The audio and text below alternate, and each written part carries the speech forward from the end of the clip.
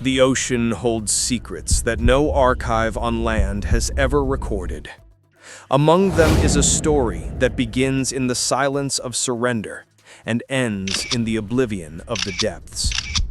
When Nazi Germany finally knelt in May 1945, the world believed the submerged terror of the U-boats had ended. But the sea had other plans. In the days following the defeat, more than 150 submarines surfaced in British and Norwegian ports, their crews exhausted, their hulls still stained with oil and fear. They were towed with white flags fluttering, symbols of a war that seemed finally over. No one imagined that, in the following weeks, 56 of these steel giants would simply vanish, without battle, without explosion, without survivors. Stay with me until the end and see what the divers discovered decades later. A cemetery of steel and history lost beneath the waves of the Atlantic. Because between the cold numbers of surrender and the blurred map of naval operations, something was lost. And what was lost was not just metal, but proof that the ocean swallows secrets in a way that even time cannot digest. The so-called Operation Deadlight was born from a practical decision: to dispose of the instruments of war that had turned the Atlantic into an invisible hunting ground. Between November 1945 and February 1946, the British Navy planned to tow all the surrendered German submarines into the open sea and sink them. Simple, quick, definitive. But the logistics were brutal. Many U-boats were damaged, corroded, without propulsion. The tugs dragged kilometers of dead metal through icy and unpredictable waters, battling storms that seemed intent on preventing oblivion. In theory, it was a clean operation. The submarines would be towed to designated areas, called XX, YY, and ZZ, about 160 kilometers off the coast of Ireland, and there they would be sunk in a controlled manner. But the sea does not accept control. What began as a ritual of closure became a sequence of silent tragedies: wind, rust, neglect, and the Atlantic claiming what had once been its enemy. Royal Navy records indicate that 56 submarines never reached the endpoint. They disappeared before even receiving the mercy shot. Theories multiplied. Hulls that broke apart in the midst of the storm. Tugs that released cables under rain and wind. Deliberate sabotage. Internal explosions caused by the degradation of fuel and oxygen. What remained was a collection of incomplete coordinates and inconclusive reports. Each of these missing submarines became a capsule of doubt, trapped between official history and the ocean abyss. Imagine the scene: stormy seas, small vessels trying to drag steel leviathans, sleepless officers, sailors hanging from cables, rain pounding on the rusted conning towers of the surrendered submarines. And then, suddenly, the weight disappears, the rope snaps loose. No sound, no light. Just emptiness, and the certainty that what was lost would never be seen again. Decades would pass before anyone dared to ask again, where are these U-boats? Most believed everything had been destroyed. The sea would have swallowed the wreckage, erased the trail. But silence has layers, and the Atlantic guards memories beneath kilometers of darkness and salt. The disappearance of the 56 submarines was never precisely explained. For some, it was just the price of the war's end. For others, a secret deliberately drowned. The official history would say that all were destroyed as planned. But not all diaries match. Not all maps agree. For decades, the Allies thought the ocean had swallowed the past. But in 2001, a man decided that the silence had gone too far. He was not a soldier, nor an adventurer. He was an archaeologist, and his battlefield began 30 meters below the surface. Enus McCartney, a Scottish diver with a passion for naval history, decided in 2001 to challenge half a century of silence. His goal was simple and impossible at the same time: to locate the Operation Deadlight submarines that had disappeared without explanation. With a team of technical divers and a small research vessel, he set out from the cold coasts of Ireland toward the heart of the North Atlantic. No one expected great discoveries. What he found would forever change the way the war is remembered. If you like stories that unite mystery, war, and discoveries forgotten by time, subscribe now, because what comes next changes everything we thought we knew about Hitler's lost U-boats.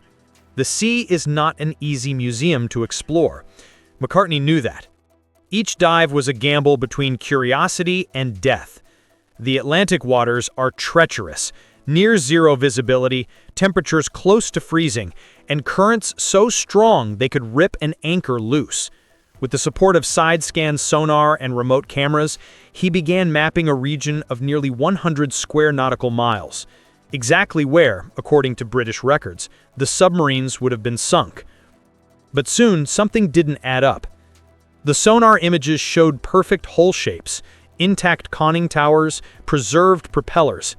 They were not disintegrated wreckage. They were whole submarines, upright, as if still awaiting orders. In total, McCartney identified 14 intact U-boats, aligned on the bottom like a sleeping army. The conning towers still bore serial numbers. The hatches, often, were closed, as if the crews had sealed themselves into oblivion. The silence of the seabed was not of destruction. It was of repose. With each dive, the official history unraveled. Many of the submarines showed no signs of having been sunk by naval gunfire or explosive charges. No perforations, no projectile damage. Instead, McCartney observed evidence of slow structural collapses, rusted holes that yielded to pressure, valves manually opened, tugs that apparently cut cables and left them adrift. These submarines were not destroyed, they were abandoned. The diver described the scenes with a strange mix of respect and fascination. The passages still had dangling wires, the torpedo rooms covered in silt, but recognizable. In some cases, the internal doors were locked from the inside. It was impossible not to imagine what had happened there. Was there anyone still aboard when they sank? Or had they been left to sink alone, slowly, like bodies without a funeral? Each submarine seemed to murmur its own story through corroded metal and the coral now covering it. The team filmed every detail. The resulting documentary, shown years later, displayed images that seemed straight out of an underwater dream. Hulls standing vertically, conning towers erect, inscriptions still legible in German. The contrast between the calm of the seabed and the violence of its history was almost poetic. One of the divers said that entering one of these U-boats was like entering a church made of iron and silence. But the most disturbing discovery was not the preserved beauty of the wreckage, but the place where they were. Several of the submarines located by McCartney did not match the official coordinates provided by the Royal Navy. Some were more than 30 miles from where they should have been. Others weren't even listed in the records. This meant that for decades, the world had believed in an inaccurate map, perhaps deliberately inaccurate. As McCartney traced each sonar line, he realized that Operation Deadlight had been far more disorganized, chaotic, and covered up than any report suggested. It wasn't just about sinking ships, it was about burying their own shame. He realized then that he wasn't just doing archaeology, he was unearthing sunken lies. The sea, which so many had tried to use as a hiding place, was finally beginning to speak.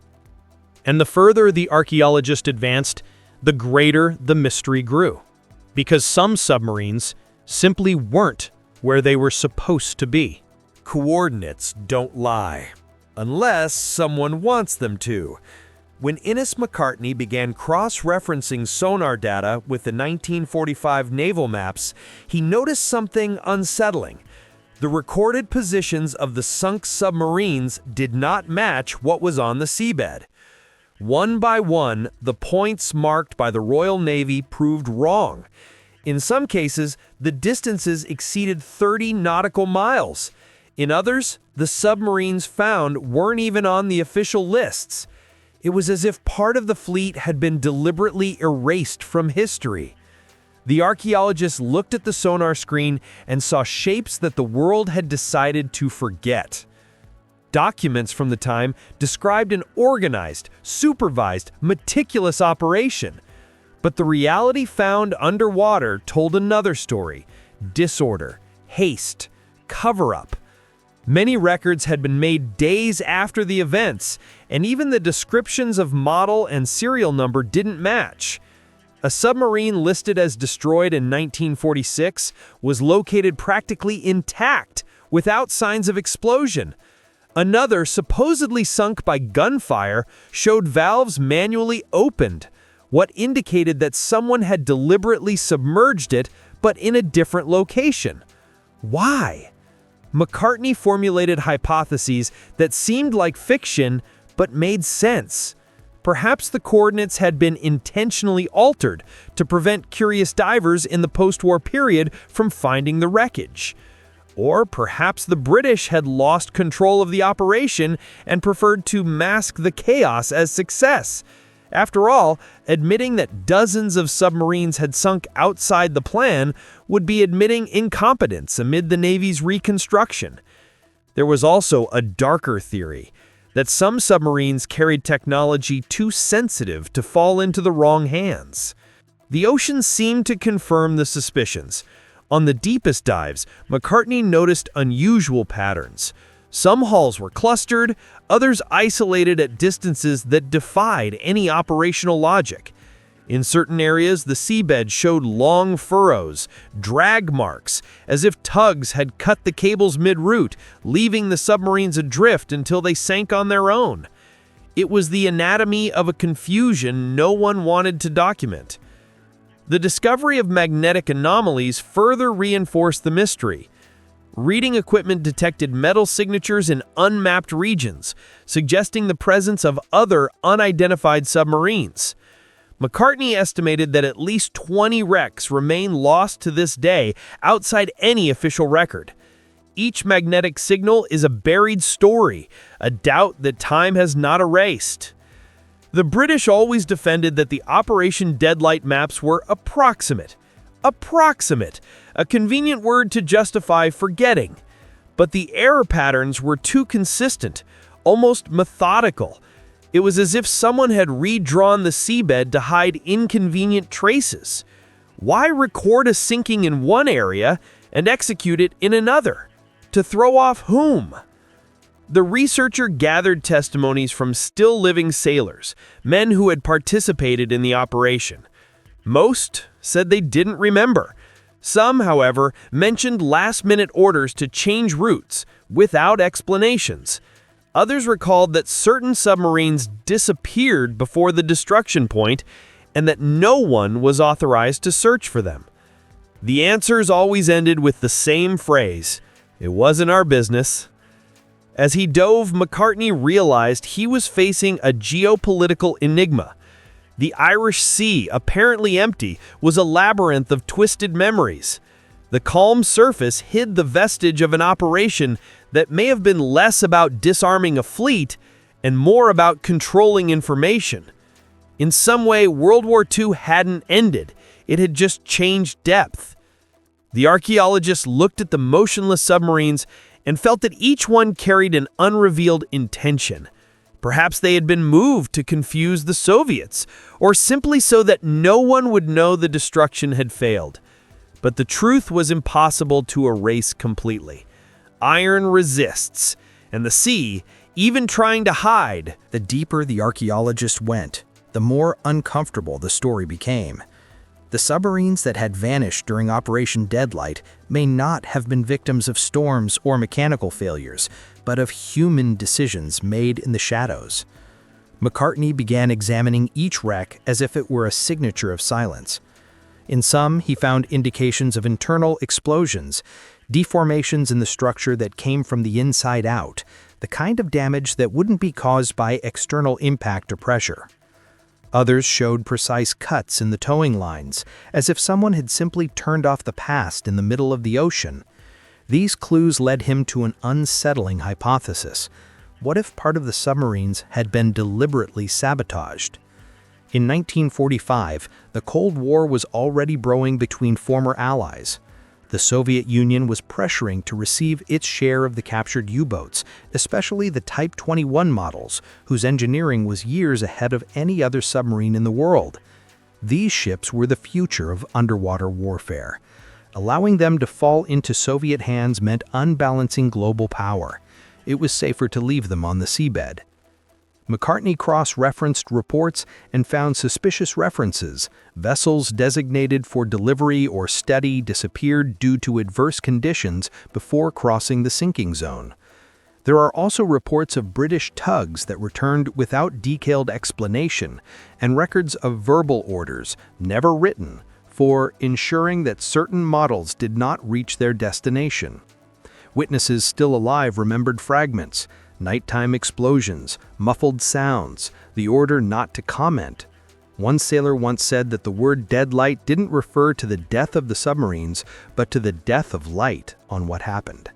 The Type 21 and 23 models carried revolutionary technology, hydrodynamic hulls, snorkel systems, and batteries that allowed long submerged journeys. Britain and the United States had already studied some specimens, but there was fear that sensitive information would escape to the Soviet bloc. And the ocean, as always, was the perfect hiding place. A simple sabotage, an opened hatch, a released valve, an internal charge, and the problem was solved forever. One of the cases most cited by McCartney is that of the U-2326, a surrendered submarine that was supposed to be officially sunk in Zone ZZ. Instead, it sank suddenly en route. When divers located the wreck decades later, they noticed damage concentrated in the internal command compartment, consistent with a deliberate detonation. No document mentions this event. No report acknowledges failure. Just silence. The archaeologist also found evidence of later manipulation. Some submarines seem to have been revisited, perhaps by military divers, decades before their rediscovery. Removed bolts, forced hatches, missing parts. This indicated that someone was still watching the past, ensuring that certain secrets remained hidden. Among them, it is speculated that some U-boats carried acoustic torpedoes, encryption systems, and experimental high-autonomy engines. None of these items was officially recovered. The boundary between fact and speculation became blurred. McCartney never categorically stated that there was sabotage, but his discoveries made it clear that Operation Deadlight was much more than a simple war disposal. It was a curtain, a way to end an era without admitting the cost of lost information. British authorities kept their distance. Few documents were released. And as the truth sank, the sea continued to be humanity's most faithful and most inaccessible archive. The researcher then realized there was something almost symbolic in this fate. The fleet that once dominated the ocean now rested in it, guarding the same secrets it had once tried to exploit. The sonar sound echoed like a distant heartbeat, and each bright spot on the radar represented not just iron and salt, but buried ethical choices. The sea does not forget. It merely guards, patiently, until someone has the courage to listen. In the early 21st century, images of the wreckage revealed by sonar and submersible cameras showed something beyond rusted scrap. They showed an invisible cemetery, the largest unintentional memorial of World War II. Beneath the cold of the North Atlantic, dozens of submarines remain upright, like sentinels of a sunken empire. Time did not destroy them, it merely covered them with coral, sand, and silence. There, each propeller is a gravestone, each conning tower an epitaph in steel. No other battlefield is as quiet and as intact as the bottom where the Operation Deadlight U-boats rest. The diver Enus McCartney described this site as walking through a city that the world erased from the map. The cameras show sealed hatches, control panels still visible, welds drawn with the precision of a time that believed in the eternity of war. And among the wreckage, a heavy silence, almost reverent. Many of these submarines have become iron sanctuaries, tombs for sailors who never returned to the surface. Even decades after the surrender, ocean currents continued to circulate through the hatches as if they were trapped breaths. Each shipwreck carries a duality. They were machines of death and now are monuments of memory. The sea purified them, making them static, serene, indifferent to human pride. The war, born of arrogance, ended up delivered to anonymity. There are no flags on these wrecks, no symbols, no visible names, just structures that remind us that all glory is fleeting when the ocean decides to collect its price. Researchers and divers have been calling for years for these areas to be recognized as underwater war memorials, not just because they house technology and history, but because they hold the remains of men who lived and died there. More than 30,000 German submariners never returned. Their stories end where the oxygen ends and the salt begins. And among them, part rests in these submerged ruins, nameless, without a cross, but not without remembrance. The ocean, in its inhuman way, granted them rest and perhaps forgiveness. For McCartney, each dive was more than archaeology. It was an act of reconciliation. The past, once denied, resurfaced in the form of steel. The man who descended to seek answers found silence, and understood that sometimes silence is the answer. He said that upon touching the submarine hulls, he felt as if he were touching time itself. The cold iron seemed to pulse, reminding that war may be forgotten in books, but never on the seabed. These wrecks are mirrors. They show what happens when power tries to erase its own shadow. They show how forgetting is just another form of remembrance, deeper and more enduring. Beneath the calm surface of the Atlantic rests the truth that no one wanted to carry to land. The submarines that vanished en route were not lost. They were guarded. The ocean transformed them into a mineral archive of humanity, where history breathes slowly among algae and rust. If this story made you dive into time and see the ocean differently, subscribe now and join those who seek the stories the world forgot. Because as long as there is someone willing to descend, the truth will never stay submerged forever. In the end, the disappeared U-boats of Operation Deadlight are not just remnants of a defeated fleet. They are petrified memories of a century that believed it could dominate everything, even the sea. And the sea, silent and patient, answered with eternity. But what if I told you that one of these submarines carried something that could have changed Japan's fate in World War II? That is a story for the next episode.